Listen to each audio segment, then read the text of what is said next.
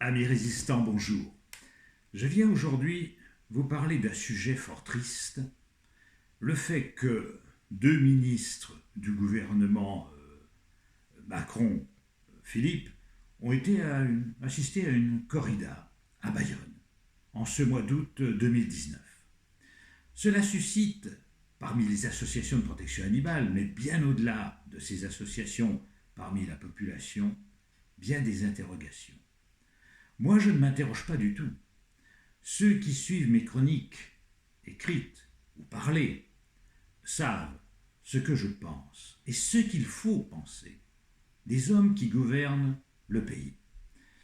Actuellement, la République en marche est en fait, et M. Macron, est en fait la synthèse entre les sociolibéraux, Manuel Valls, si vous voulez, d'un côté, et les conservateurs libéraux et proches du MEDEF, de l'ancienne UMP, si vous voulez, ça va de Valls à Juppé. Or, de Valls à Juppé, c'est la même catégorie d'hommes politiques qui servent les mêmes intérêts, qui sont les obligés, les serviteurs, les amis des mêmes oligarques. C'est la même chose. On fait croire qu'il y a alternance. Il n'y a pas d'alternance. Alors vous me direz, vous parlez politique, alors que on parle de la tauromachie. Mais parce que tout se tient. Deux ministres, Didier Guillaume et Jacqueline Gouraud, sont allés dans les arènes sanglantes applaudir la torture d'un taureau. Je connais d'autres ministres, je ne citerai pas le nom, de l'actuel gouvernement, qui sont également de fervents amateurs de tauromachie. N'oubliez pas qu'à Nîmes, la République en marche avait investi comme candidate une torera, je crois que ça se dit comme ça, c'est-à-dire quelqu'un qui avait aussi pour habitude et pour passion de torturer des taureaux. Et tout ça n'est pas gratuit, si vous voulez.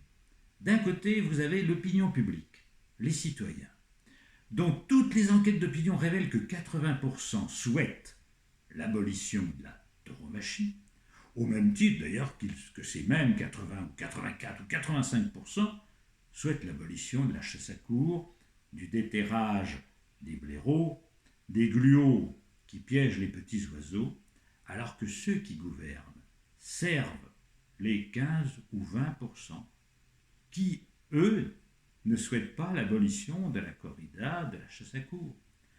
Où est la démocratie dans tout cela? Pourquoi y a-t-il ce divorce, cette rupture, cette cassure entre une classe politique médiocre, moralement, tortionnaire d'animaux, bien sûr sans le dire, car ils jurent la main sur le cœur qu'ils aiment les bêtes, qu'ils aiment les animaux, qu'ils sont écolos, plus écolos que humains. Et en fait, en pratique, ces gens-là ne font que renier tous les principes qu'ils affichent en purs comédiens qu'ils sont.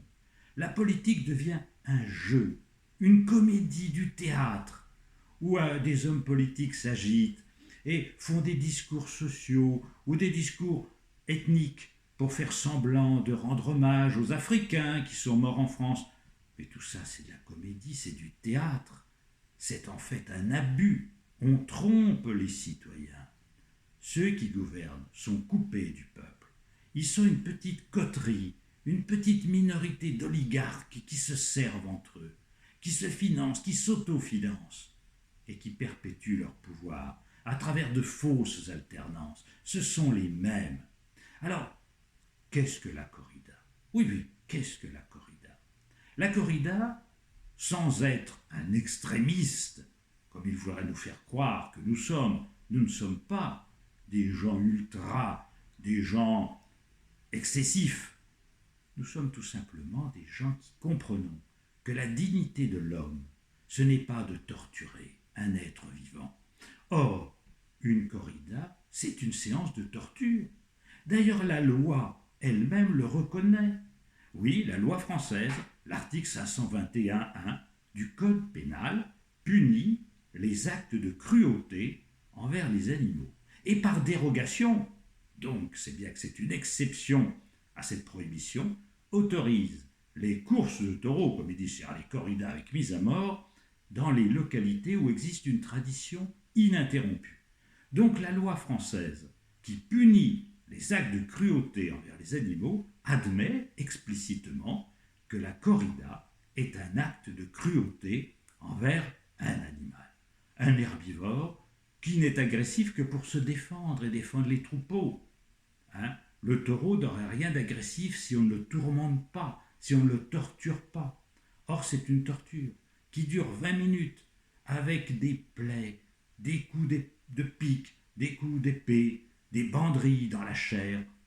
Imaginez ce que ce pauvre animal ressent pendant 20 minutes avant d'être poignardé dans des conditions lamentables. C'est de la boucherie à ciel ouvert. Alors évidemment, il y a ceux qui invoquent la culture, les traditions. Hemingway ne justifie pas plus la corrida que Céline ne justifiait le nazisme. Ce n'est pas parce qu'on va brandir un écrivain plus ou moins pervers et plus ou moins fasciné par la mort que l'on justifie une pratique. La pratique de la corrida est, sur le plan humain, intolérable. On ne peut pas accepter que l'homme se repaisse de la souffrance d'un être vivant, quel que soit cet être vivant. Or, par-delà la fumée des mots, l'écran des impostures, la corrida, ce n'est qu'une torture. Et nos hommes politiques, de Manuel Valls à Madame Bachelot, de Juppé à ceux qui sont allés hier, petits personnages, s'incliner à Bayonne devant la torture, tout ce petit personnel politicien est complètement décalé par rapport à l'opinion publique. Car ceux qui sont indignés, voyez-vous, bien sûr, ce sont les amis des animaux, bien sûr, c'est cette élite de 5 ou 6% de Français qui sont parmi les meilleurs, qui ont compris que l'animal n'était pas un objet, une chose, mais un être qu'il fallait respecter dans sa vie, mais par-delà ces 5 ou 6% de militants de la cause animale, c'est 80% des Français qui condamnent cette pratique. Alors, non seulement la dignité humaine est atteinte dans cette affaire, non seulement le respect de l'animal est atteint dans cette affaire, mais cette affaire prouve que la classe politique ne représente plus le pays, mais représente une petite mafia qui se maintient au pouvoir via la manipulation des élections, via la manipulation des magazines, des médias, qui vous oblige à voter pour le bon candidat, en vous désignant les mauvais candidats, ceux qui sont dangereux, les hommes le couteau entre les dents, les révolutionnaires marxistes ou fascisants, ou ce que vous voudrez, mais les méchants, et toujours les mêmes au pouvoir.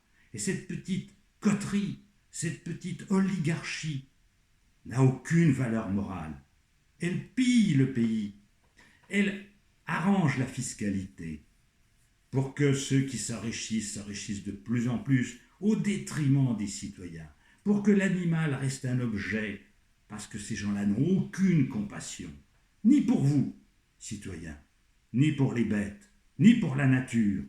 Oh, bien sûr, dans les discours, ils parlent d'or, mais ils agissent de plomb dans les plaies de cette société, car ce sont des tortionnaires et ce sont des gens qui aiment la mort, ce sont des thanatophiles. Alors il faut en changer, voyez-vous, c'est lamentable.